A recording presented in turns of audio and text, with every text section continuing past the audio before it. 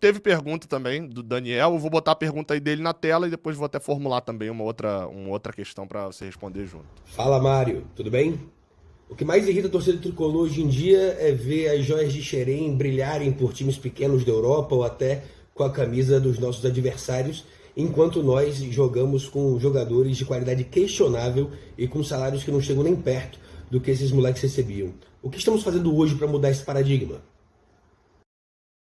Eu tenho um ponto, Mário, até para acrescentar a pergunta do Daniel, de que a roda gira. Enfim, a roda ela vai girando e ela se retroalimenta. O Fluminense vende mal os seus jogadores porque as propostas são baixas. Você em todas as coletivas e pós, e comentando sobre venda, você fala, não teve proposta mais alta do que isso. E se não teve proposta mais alta do que isso, não tem como vender mais caro do que isso.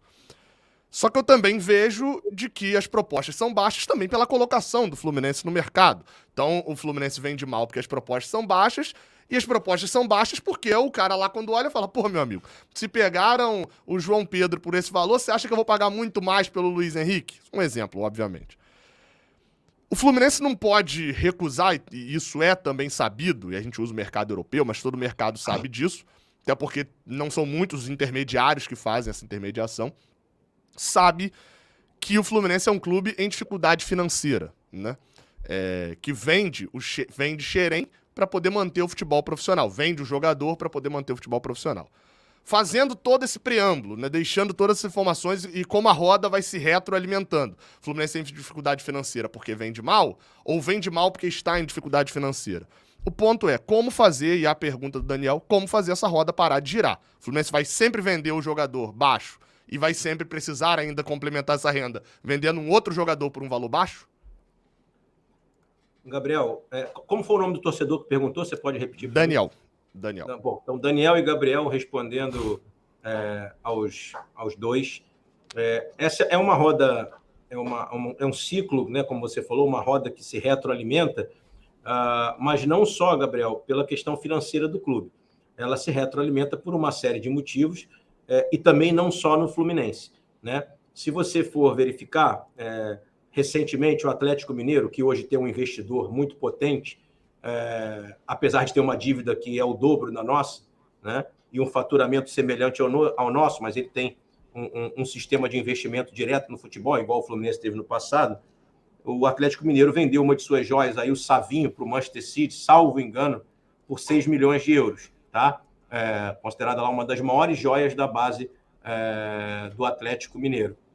E por que também, às vezes, o clube, mesmo quando está com grande aporte financeiro, vende por valor de mercado, né? Porque você vende por aquilo que o mercado traz a você e te oferece. Né? Às vezes a gente recusa, porque o mercado vem muito abaixo. Mário, rapidinho, só para poder esclarecer, a venda do Savinho, até fui confirmar que é uma matéria do Fred Ribeiro, que é setorista do GE do Atlético Mineiro, são 6 milhões e meio de euros a venda. Isso. Mas tal qual o Luiz Henrique, o Kaique, etc., sim. Ele ainda tem mais 6 milhões e meio de euros, enfim, aliás, perdão, ainda tem mais 6 milhões de euros atrelados a 3 metas que não foram divulgadas. Então, assim, é entre 6,5 e 12, por exemplo. Sim. Né? Enfim, é igual nossas vendas também, que a gente segue com sim, foi semelhante à do Kaique, por exemplo. Fica mais ou menos nesse valor. Não, então, a do Kaique foi maior, né? A do Kaique foi maior. Até bom a gente estar falando desse comparativo, porque, por exemplo, o Kaique era mais jovem que o Luiz Henrique, tinha performado menos no time profissional, mas foi vendido por um valor maior que o Luiz, né? E por que isso? Porque os clubes europeus, obviamente, tentam comprar o jogador o mais jovem possível para preparar o jogador lá. Eles consideram que jogadores acima de 19, 20 anos já têm um valor mais baixo, justamente porque já completaram a formação aqui, já tem treinamento muito em clube brasileiro, com treinador daqui, etc.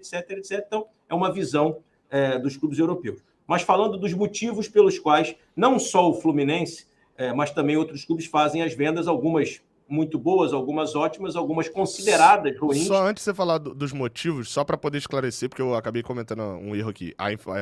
Não é semelhante à venda do Kaique, é semelhante à venda do Metinho. Os valores se assemelham um pouco às vendas do Metinho.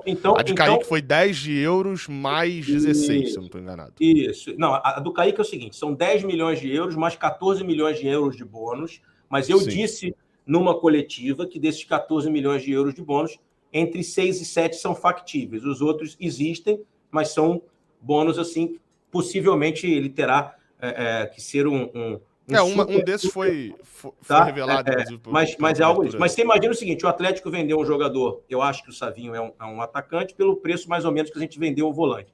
E aí o torcedor pode estar se perguntando, então por que o Atlético Mineiro, que está com um investidor lá capitalizado, está fazendo essa venda? Porque um outro motivo, por exemplo, que você vende jogador, que o jogador é um ativo do clube, é porque, às vezes, quando você tem um investidor muito forte, ele contrata tantos jogadores de qualidade e até com idade avançada, porque o Hulk, quando chegou no Brasil, ninguém acreditava que ele fosse ter a performance que ele está tendo agora, não tem vaga para o menino subir. Então, estou dando o exemplo aqui do Atlético Mineiro. Muitos clubes, às vezes, vendem. Vou te dar um outro exemplo. O Flamengo vendeu, eu acho, um centroavante excelente, que é o Rodrigo Muniz, para o Fulham da Inglaterra, né, por 8 milhões de euros. E ele era um jogador que já vinha fazendo gols no profissional, na minha opinião, um excelente centroavante.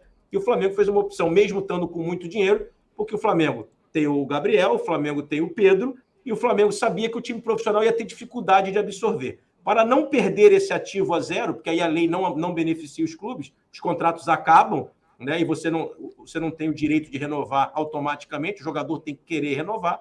A gente passou por isso com o Marcos Paulo, por exemplo. Exatamente. Né? O Flamengo tem a obrigatoriedade de vender o jogador para que esse ativo não vire pó. Né? Então, assim, no nosso caso, e aí é preciso que o nosso torcedor entenda, nós somos um clube que fabrica muito mais do que esses clubes, absorve muito mais no time profissional, porque, independente das críticas que a gente sofre, etc., nós temos hoje um elenco onde a gente tem mais de 1/3 de jogadores formados na casa, né? Alguns titulares, outros que entram com frequência, outros que são ídolos da torcida, como era o caso do Luiz, como é o caso do Luiz, que ainda está aqui conosco, como é o caso do André, etc., mas, e aí sim, todo esse contexto do mercado saber que o Fluminense é um clube formador, do mercado saber que o Fluminense precisa vender jogador, e aí, o Gabriel, não significa que a gente não possa recusar uma proposta. Significa que existem momentos que a gente recusa propostas, né, sondagens, e existem momentos em que a gente não pode, porque o que vai determinar isso é a nossa necessidade financeira de momento e o que o mercado entende de que vale o jogador, tá? O que o mercado entende naquele momento. Quando eu falei naquela coletiva que nós não recebemos nenhuma outra proposta pelo Luiz, e não recebemos mesmo, nem antes, né, nem durante. E aí, quando eu digo assim, e depois? Depois, o próprio Bet já poderia ter recebido, depois que comprou, né? Então, assim, a gente fez a venda, o jogador vai para lá e etc. Então, a gente tem todo um arcabouço comercial aí, todo como é que se chamou? Se chamou de ciclo, né? De círculo. Roda que se retroalimentando. Retroalimentação. Essa roda que se retroalimenta, ela tem momentos e momentos. Então, assim, naquele momento em que a gente fez a venda do Kaique, por exemplo, foi num ano onde a gente estava um pouco... Naquele momento do ano, a gente estava um pouco mais equilibrado do ponto de vista de caixa e conseguiu segurar, resistir mais.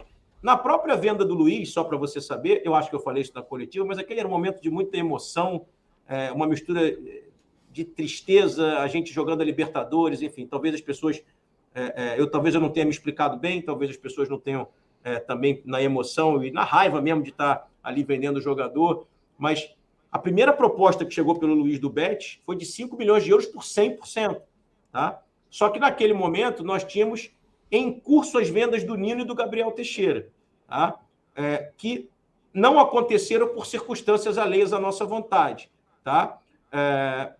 E isso fez com que a gente fosse negociando, pedindo mais valor, até que se chegou no pacote de 13 milhões de euros para o Luiz. Quer dizer, começou com 5 por 100, terminou com 13 entre valores fixos e bônus futuros. E o que as pessoas às vezes não falam, né, é que nós ficamos com 15% dos direitos do jogador para frente. E que se a gente... Vou até fazer um comparativo, que eu sei que todo mundo fala assim, poxa, você falou numa entrevista que você não gostou da venda do João Pedro quando você era candidato. O João Pedro foi vendido por um valor muito menor do que o Luiz Henrique foi, tá? E a gente ficou com uma mais-valia de 5% do jogador, ou seja... É só o lucro, né? Que eles receberem. É o percentual entre o que a gente vendeu, né, e o que vão comprar no futuro do outro clube. No caso do Luiz Henrique, a gente ficou com 15% dos direitos. Então, se um dia o Luiz Henrique for o melhor jogador do Campeonato Espanhol e for vendido por 100 milhões de euros, o Fluminense vai ter mais 15 milhões de euros, além dos 13 pelos quais ele já vendeu o Luiz. Foi uma venda maravilhosa? Eu já falei isso em coletiva. Não. Mas foi uma venda da necessidade de mercado, assim como você vende um apartamento numa situação difícil na sua vida, assim como você vende um carro, o Fluminense precisou, naquele momento, fazer essa venda. E para concluir, né, o Fluminense não só precisou fazer a venda, aí saiu uma matéria, que não foi uma matéria ruim, pelo contrário, foi uma matéria muito boa de um jornalista, mas a palavra usada foi assim, o Fluminense vendeu porque tinha dívidas de 100 milhões de curto prazo. Na verdade, o Fluminense tinha compromissos financeiros que, somados entre dívidas e compromissos do Fluminense dia a dia, nos primeiros 6 meses do ano, geram um valor de 100 milhões de reais. Mas, assim... Compromissos financeiros, leia-se salário, então. Não, leia-se salário, leia-se custos de jogos, leia-se viagens, pagamento de aviões, de hotéis, né, de premiações aos jogadores, enfim... A maior parte desse custo, 85%, sei lá, 80%, destinados ao departamento de futebol. Mas também dívidas do passado, como o pagamento de uma grande parcela da dívida do Sornoso e do Orejuela, que não foi feita por nós, como o primeiro pagamento da centralização de execuções trabalhistas e cíveis, que a gente precisa pagar todo mês. Porque, às vezes, quando eu falo numa coletiva, ou aqui para você, que as dívidas do clube estão equacionadas, não significa que eu cheguei aqui e paguei os 700 milhões de dívida do clube em 3 anos de gestão, porque ninguém conseguiria fazer isso automaticamente. A gente fez o quê? A gente parcelou as dívidas e paga elas por mês. Então, quando eu digo ali na coletiva que o Fluminense tem valores a pagar, tem dívidas do passado, dívidas do presente, que toda empresa faz dívidas, ou seja, faz novas aquisições, né? Faz investimentos, como a gente fez investimentos. Falando sobre esse tema, então, Mário, até para aproveitar, novas aquisições. Você já falou algumas vezes em coletivo,